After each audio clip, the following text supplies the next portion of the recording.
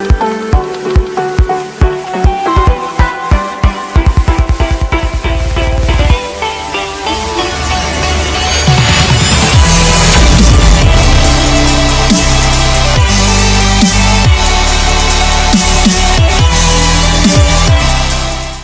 वालेकुम स्टूडेंट, कैसे हैं आप? उम्मीद है कि आप खैरियत से होंगे। आज की इस क्लास के अंदर हम वर्ब के बारे में पढ़ेंगे, वर्ब को डिफाइन कर लेंगे और वर्ब के डिफरेंट जो काइंड्स हैं उनको हम डिस्कस कर लेंगे। वो तमाम व्यूअर्स जिन्होंने अभी तक चैनल सब्सक्राइब नहीं किया है, आप चैनल सब्सक्राइब करें ताकि हर नया अपडेट आपको आसानी से मिल सके। तो आइए शुरू करते हैं। वर्ब को हम डिफाइन कर लेते हैं। देखें डेफिनेशन यहाँ पे, a word that shows an action, state और an event is called verb. अब देखें वर्ब का काम क्या होता है। वो किसी एक्शन को जाहिर करता है या किसी स्टेट को जाहिर करता है या किसी इवेंट को जाहिर करता है। तो वो क्या कहलाएगा? वो हमारा वर्ब कहलाएगा। जैसे कि देखें दे स्टडी इंग्लिश ग्रामर। अब यहाँ पे देखें एक्शन को जाहिर कर रहा, क्यों? क्योंकि वो क्या करते हैं? इंग्लिश ग्रामर पढ़ते हैं। ये स्टडी क्या है? आपका एक्शन वर्ब है। इसी तरह से देखें वी सेलिब्रेट इंडिपेंडेंस डे। अब यहां पे देखें इंडिपेंडेंस डे क्या है? हमारा इवेंट है, ठीक है। तो इसको सेलिब्रेट करना क्या है? ये इवेंट कहलाता है। तो वर्ब यहां किस चीज को जाहिर कर रहा है? इवेंट को जाहिर कर रहा है। अब यहां पे देखें आई एम अ टीचर। अब इसमें काम नहीं हो रहा है, तो यहां पे किस चीज की बात हो रही है? यहां पे स्टेट की बात हो रही है। तो यहां पे ये एम क्या कहलाएगा? हमारा स्टेट वर्ब, या तो इसको लिंकिंग वर्ब भी कहते हैं। तो वर्ब की डेफिनेशन क्या हो गई कि ऐसा लफ्ज जो किसी एक्शन को जाहिर करे, स्टेट को जाहिर करे या इवेंट को जाहिर करे, उसको हम क्या कहते हैं? वर्ब कहते हैं। अब वर्ब के कितने अकसाम हैं वो डिस्कस कर लेते हैं। अब देखें वर्ब का जो पहला टाइप है वो है ट्रांजिटिव वर्ब, दूसरा है हमारे पास इंट्रांजिटिव, तीसरा है रेगुलर वर्ब, फिर irregular verb, linking verb, finite verb और इन्फिनिटिव वर्ब। ये सारे क्या हैं? वर्ब के मुख्तलिफ काइंड्स हैं। अब हम इनको तफसीलन पढ़ेंगे, वन बाय वन इसको डिफाइन कर लेंगे, फिर इसके एग्जाम्पल्स भी हम बना लेंगे। पहला है ट्रांजिटिव वर्ब। देखें a verb that needs an object to complete itself is called transitive verb. अब ट्रांजिटिव वर्ब हम उसको कहते हैं जो अपना मतलब पूरा करने के लिए ऑब्जेक्ट का सहारा लेता है। ये बगैर ऑब्जेक्ट के ये वर्ब अपना पूरा मतलब हमें नहीं बता सकता है। अब देखें it is called transitive because it passes its action from subject to object. जैसे कि हमने पहले भी ये पढ़ा था डेफिनेशन के अंदर कि ये क्या करता है कि सब्जेक्ट से एक्शन को पास करता है कहां पे? ऑब्जेक्ट तक। जब तक ऑब्जेक्ट नहीं होगा यह अपना पूरा सेंस हमें नहीं दे सकता है। जैसे कि आई ईट फूड।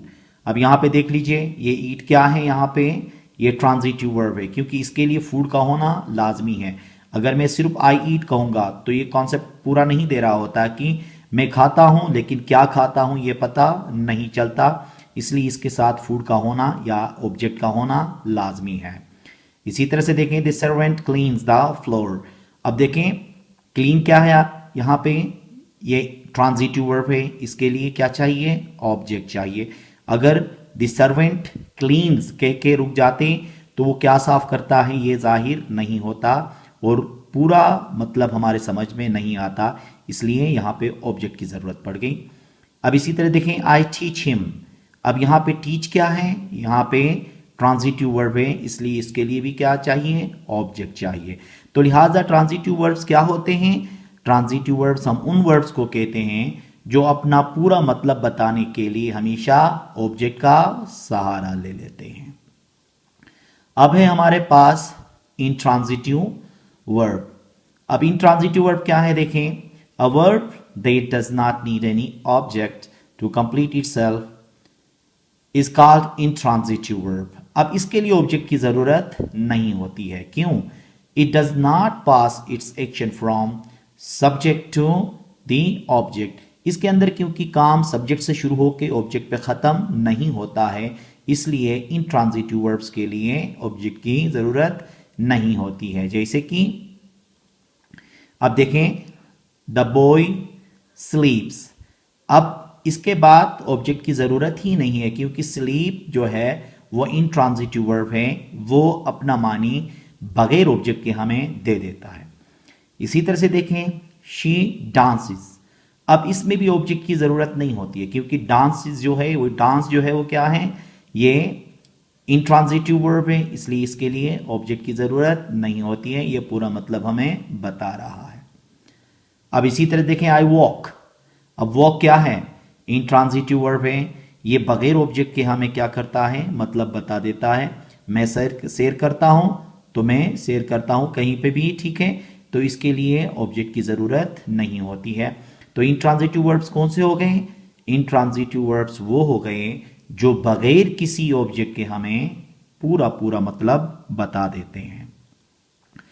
फिर हमारे पास है तीसरा रेगुलर वर्ब्स। देखें रेगुलर वर्ब्स क्या होते हैं, a verb that past second form and a past participle third form is made by adding d or ed is called regular verb।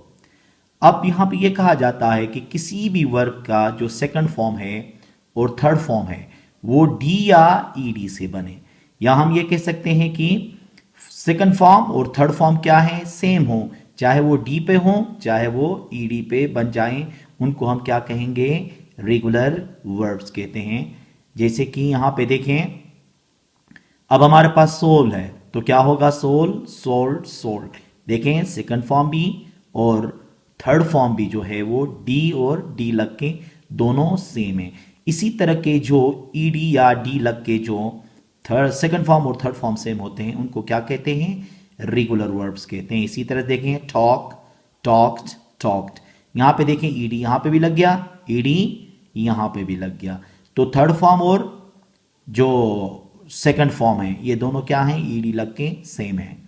इसी तरह से देखें क्लीन क्लीन्ड क्लीन्ड, तो ये भी क्या है, क्लीन्ड क्लीन्ड। देखें डी या ईडी या डी लग के सेकंड फॉर्म बने और थर्ड फॉर्म भी बने। इसी तरह से देखें आंसर्ड आंसर्ड आंसर्ड, तो ये क्या हो गए हमारे, ये रेगुलर वर्ब्स हो गए। तो रेगुलर वर्ब्स को कैसे डिफाइन किया हमने, रेगुलर वर्ब्स हम उन वर्ब्स को कहते हैं कि उनका सेकंड फॉर्म और थर्ड फॉर्म दोनों चाहे डी लग के बन जाएं चाहे ईडी लग के बन जाएं, वो सारे क्या कहलाएंगे, रेगुलर वर्ब्स कहलाएंगे। अब इसी तरह से देखें इर्रेगुलर वर्ब्स हैं। अब इर्रेगुलर वर्ब्स क्या है, देखें if the formation of the verb is otherwise then the regular verb is called irregular verb. तो कह रहा है वो तमाम अल्फाज जिनकी जो फर्स्ट फॉर्म या सेकंड फॉर्म और थर्ड फॉर्म जो है वो रेगुलर वर्ब जैसी नहीं बने, मतलब ईडी या डी पे ना बने, तो वो सारे हमारे क्या कहलाएंगे, इर्रेगुलर वर्ब्स कहलाएंगे। जैसे कि देखें अब यहां पे ड्रिंक है, ड्रिंक ड्रंक, देखें ना यहां पे डी है और ना ही ईडी है, उसके अलावा उन चीजों से ये बने हुए हैं, तो इनको हम क्या कहेंगे, इर्रेगुलर वर्ब कहेंगे। इसी तरह देखेंगे थिंक थॉट थॉट, यहां पे भी रेगुलर वर्ब की तरह नहीं बना है, देखें ये ना डी से बना ना ईडी से बने हैं, ठीक है। इसी तरह से देखें ब्रेक ब्रोक ब्रोकन, इसके अंदर भी देखें सेकंड फॉर्म बगैर डी और ईडी के हैं और इसमें थर्ड फॉर्म भी देखें, तो इसका मतलब ये हुआ कि ईडी और डी पे नहीं बनने वाले सारे जो वर्ब्स हैं वो क्या कहलाएंगे, इर्रेगुलर वर्ब्स कहलाएंगे। इसी तरह से देखें नो न्यू नॉन, यहां पे भी न डी है और न ईडी है। तो कहने का मकसद ये है कि जिस किसी वर्ब का सेकंड फॉर्म और थर्ड फॉर्म डी और ईडी लगा के ना बन जाते हों तो वो सारे क्या कहलाएंगे, वो इर्रेगुलर वर्ब कहलाते हैं, ठीक है। अब है लिंकिंग वर्ब या स्टेट वर्ब, ठीक है। अब ये क्या है, देखें a verb that acts as a link between two words is called linking verb. दो वर्ड्स के दरमियान, देखो यहां पे वर्ड्स है वर्ब नहीं है, ठीक है, वर्ड्स के दरमियान जो लिंक पैदा करता है वो क्या कहलाता है, लिंकिंग वर्ब या स्टेट वर्ब। देखें ये क्या करता है, इट कनेक्ट्स और links a subject to a noun और an adjective in the predicate. अब ये इसका काम क्या होता है, इसका काम ये होता है कि सब्जेक्ट को किसी भी नाउन या किसी भी एडजेक्टिव के साथ मिलाता है, लिंक करता है। तो इसको हम क्या कहते हैं, लिंकिंग या स्टेट वर्ब कहते हैं। इसमें काम का जिक्र नहीं होता है।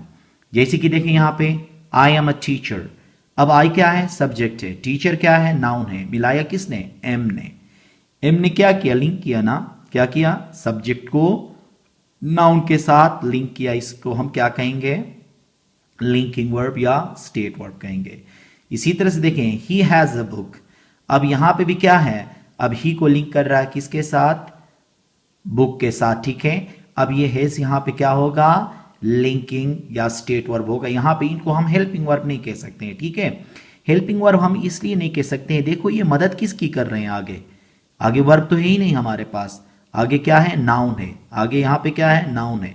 जब ये नाउन की मदद करते हैं तो फिर ये हेल्पिंग वर्ब कभी भी नहीं कहलाते हैं। ये लॉजिकल भी आप देखें कि हेल्पिंग का मतलब क्या है, मदद, और किसकी, आगे नाउन की। अगर वर्ब होता तो क्या होता, हेल्पिंग वर्ब।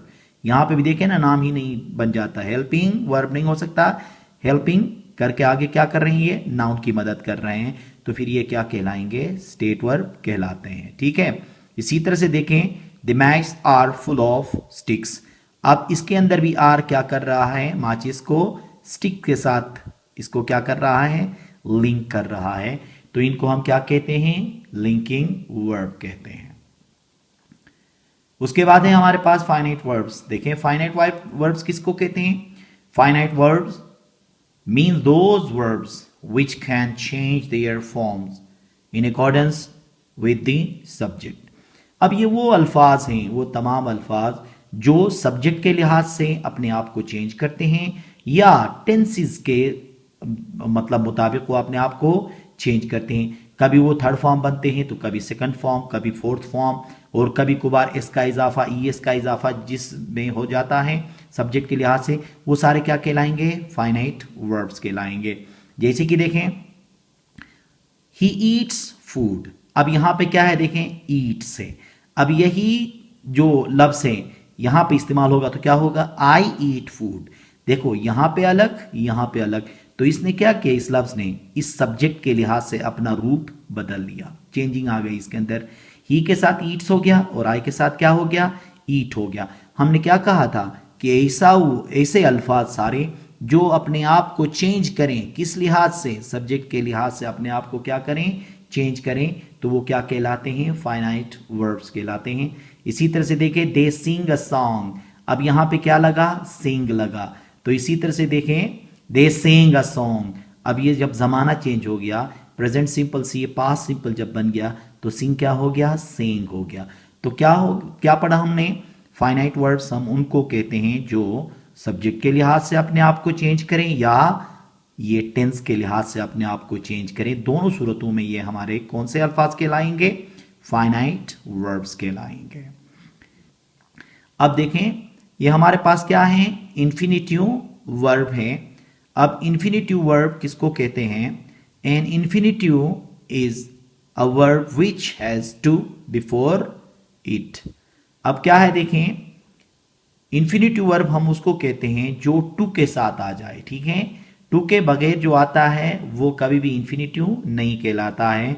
जैसे कि देखें her voice is pleasant to hear, अब देखें हियर अकेले नहीं आएगा, यहां पे क्या आएगा, टू हियर। तो हमने क्या कहा, फाइनाइट जो इनफाइनाइट इंफिनिटिव वर्ब्स जो होते हैं, इंफिनिटिव वर्ब्स जो भी होते हैं वो क्या कहलाते हैं, टू के साथ जो इस्तेमाल होते हैं वो अल्फाज हमारे क्या कहलाते हैं, इंफिनिटिव कहलाते हैं। इसी तरह से देखें I like to finish the work quickly, अब ये क्या है, ये इंफिनिटिव वर्ब है। तो इंफिनिटिव वर्ब हम किसको कहते हैं, जो भी लफ्ज टू के साथ मिल के आ जाएं उसको हम क्या कहते हैं, इंफिनिटिव वर्ब कहते हैं। इसी तरह से देखें they have plan to go to Naltar, अब देखें टू गो है यहां पे, ठीक है। अब ये क्या कहलाएगा, हमारा इंफिनिटिव वर्ब कहलाएगा। क्यों, क्योंकि ये जो वर्ब है किसके साथ आया है, टू के साथ आया है। हमने पहले भी कहा था कि वो लफ्ज जिससे पहले क्या आ जाए, टू आ जाए, तो वो क्या कहलाता है, इंफिनिटिव वर्ब कहलाता है। तो ये वर्ब के मुख्तलिफ काइंड्स हैं जिनको हमने इस लेक्चर के अंदर डिस्कस कर लिया। उम्मीद है कि आपको समझ आया होगा। Thank you very much.